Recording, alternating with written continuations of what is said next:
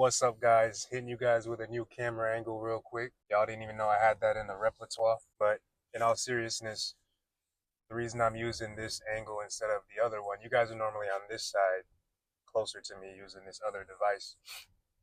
But I woke up with this small pimple on the side of my face.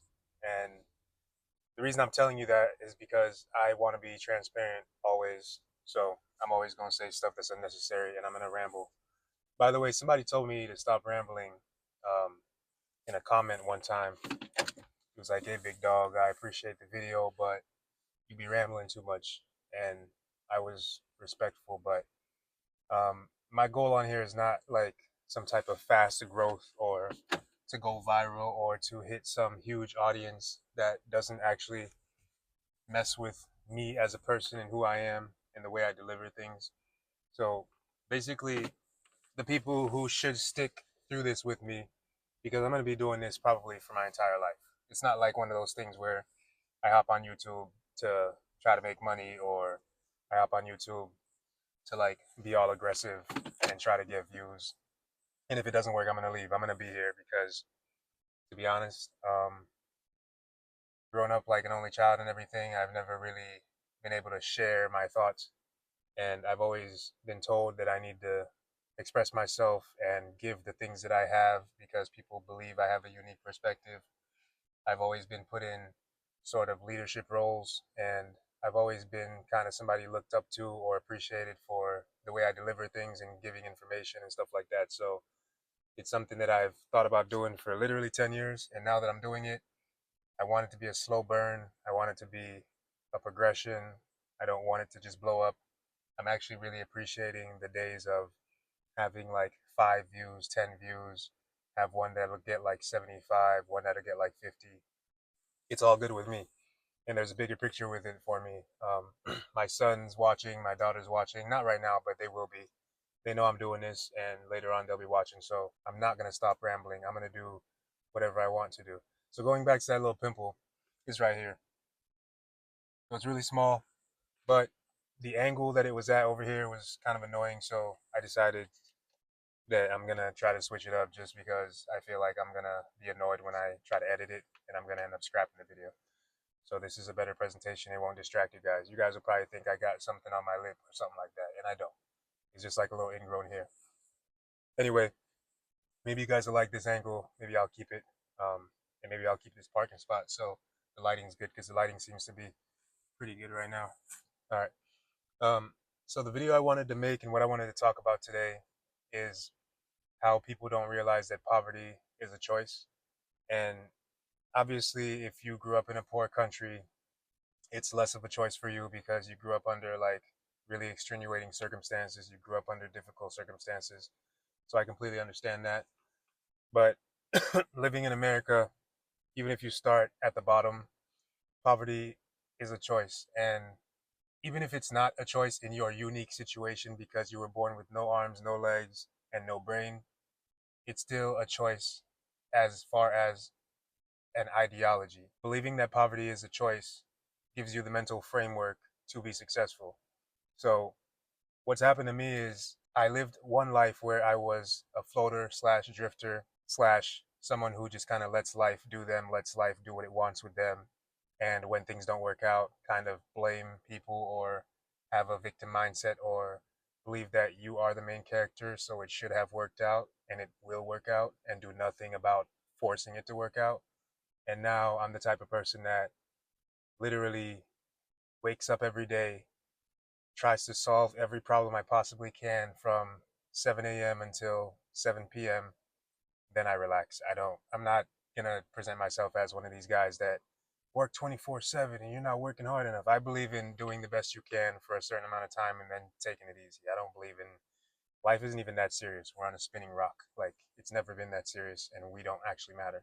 But I do believe in doing the best you can in order to put yourself and your family in a better position. So the ideology that poverty is a choice does a lot for me. It gives me extreme accountability.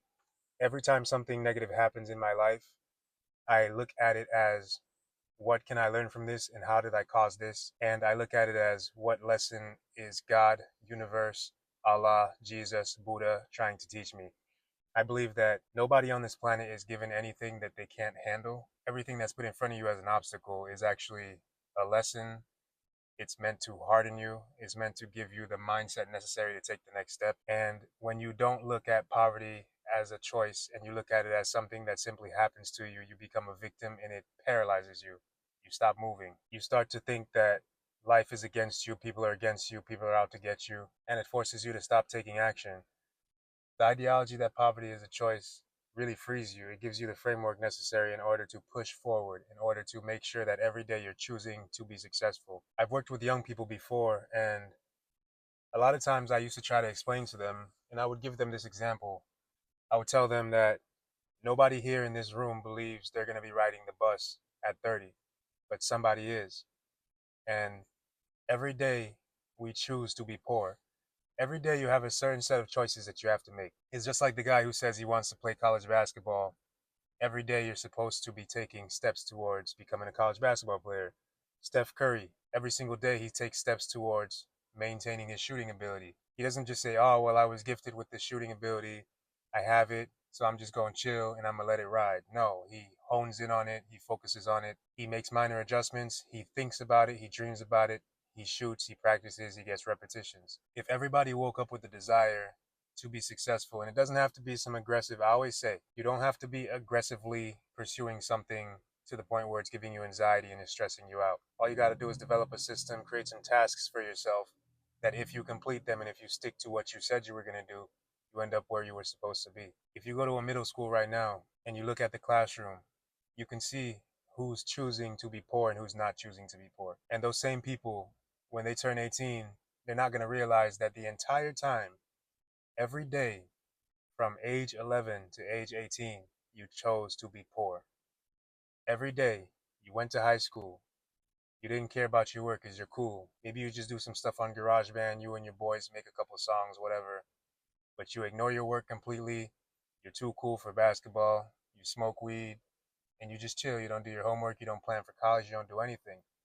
Every day you're practicing poverty. Every day you're choosing to be poor.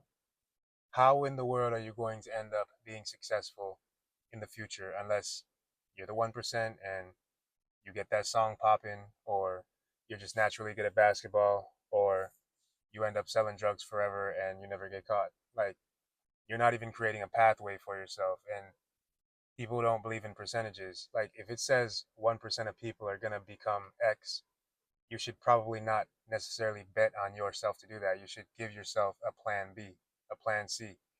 Everybody can tell you on YouTube or on TV, shoot for your dreams and never stop and never give up.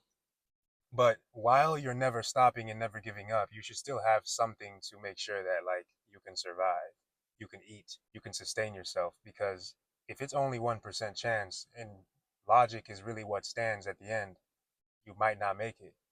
So you got to choose to be practical. Being poor truly is a mindset. It truly is a mindset. And the people who were poor and then they became successful, they completely understand it because at some point there was a complete shift in your mental framework. And I believe that mental framework can be taught to you. You don't have to go through poverty in order to have the mental framework of a rich person or a successful person. Successful people do successful people type things. They wake up, they get started on their work, they plan their day, they create their list. You can teach that to your kid. You can teach a 10-year-old to wake up and what's your to-do list today, son? Okay, cool. After school, what can we do in order to push you towards your goals? Do you still want that goal? What daily steps are you taking in order to accomplish that? That's the type of mental framework it takes to alleviate yourself of that poverty mindset. Because the poverty mindset just sits still. It believes that life's going to work out for him. It believes that you're special. It believes that you're a main character. And it believes that the universe is just focused on you and is not busy helping anybody else. Is going to take care of you because you're a special snowflake. And you're really not. You got to make yourself special to yourself, and then you become special to everybody else. Poverty is a choice and it always will be. Develop a better mental framework.